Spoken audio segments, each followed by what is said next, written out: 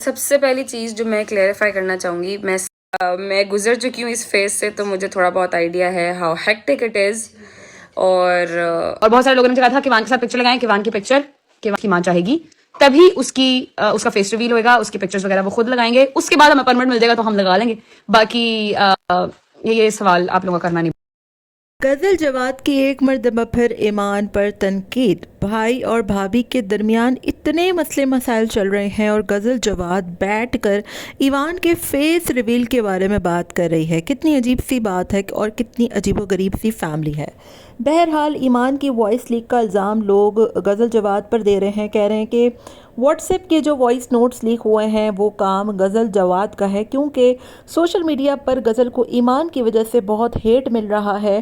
اور یہ سارے مسئلے مسائل اسی وقت پیدا ہوئے جب رجب بٹ ایمان کو غزل اور ماجی کے درمیان اکیلا چھوڑ کر گیا تھا. غزل آئے روز اس کا ولاگ بناتی تھی، جس کے بعد ایمان نے اپنے بیٹے کے حوالے سے کنسرن شو کیا کہ میں جو کچھ میرے ساتھ شادی کے بعد ہوا، اتنا کچھ میں نے برداشت کیا، تو میں اب اپنے بچے کو سوشل میڈیا سے دور رکھنا چاہتی ہوں.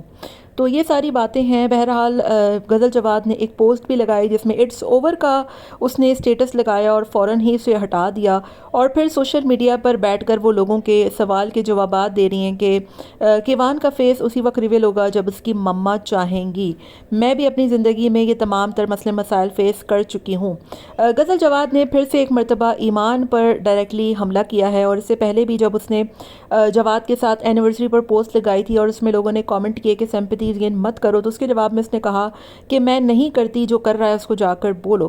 یعنی غزل جواد بار بار ایمان پر کرٹیسائز کرتی ہے، اس کو ٹونٹ کرتی ہے، اس کو باتوں باتوں میں اس کے حوالے سے کوئی نہ کوئی ایسی بات ضرور سامنے لے کر آتی ہے جس کو دیکھ کر لوگوں کو اس بات کا بخوبی اندازہ ہو جاتا ہے کہ جب ایک چیز کا غزل سے کوئی واسطہ تعلق ہی نہیں ہے تو پھر وہ اس طریقے کی باتیں کیوں کر رہی ہے.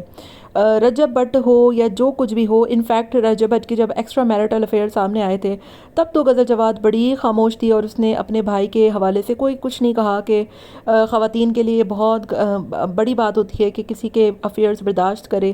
ہاں، آج جب ایمان کے حوالے سے کچھ ایسی باتیں سامنے آ رہی ہیں یا اس کی وائس نوٹ لیک کر دی جو کہ پرسنل باتیں تھیں، حالانکہ اس میں ایسی کوئی بات نہیں تھی کہ ایمان کا کسی سے افیئر ہو اور یہ ہو. ہمارا یہ جو سوسائٹی ہے نا وہ بہت ہی زیادہ ڈومینیٹنگ ہے، اور اگر ایک عورت کا افیئر پکڑا جائے تو اس کو فوراً ذلیل کر دیتے ہیں، طلاق دے دیتے ہیں، نکال دیتے ہیں. رجب کے یہاں پہ افیئرز بھی سامنے آئے، اور ایمان کی ایک چھوٹی سی وائس نوٹ کو لے کر طوفان بدتمیزی الگ پھیلا ہوا ہے، اور یہ بھی کہہ رہے ہیں لوگ کہ اس رشتے کو اب یہاں پہ ختم ہو جانا چاہیے. جب ایمان نے رجب کی اتنی خطائیں معاف کی ہیں تو میرا خیال ہے رجب کو بھی ایمان کی اس غلطی کو معاف کر دینا چاہیے اور اب آگے بڑھنا چاہیے، نہ کہ social media accounts D activate کر دے، ڈیلیٹ کر دے. بہرحال آپ کا اس پورے سینیریو کے بارے میں کیا خیال ہے؟ لوگ جو غزل جواد پر الزام دے رہے ہیں کہ اسی نے یہ سارے وائس نوٹ لیک کیے ہیں، یہ سچ ہے یا پھر وائس نوٹ لیک کرنے والا کوئی اور ہی بندہ ہے؟ بہرحال وائس نوٹ گھر سے ہی لیک ہوئے ہیں اور ہمیں نہیں پتا کہ یہ کس نے لیک کیے ہیں. جو کچھ بھی ہو، ان کے معاملات اللہ کرے سب کچھ سیٹل ہو جائیں.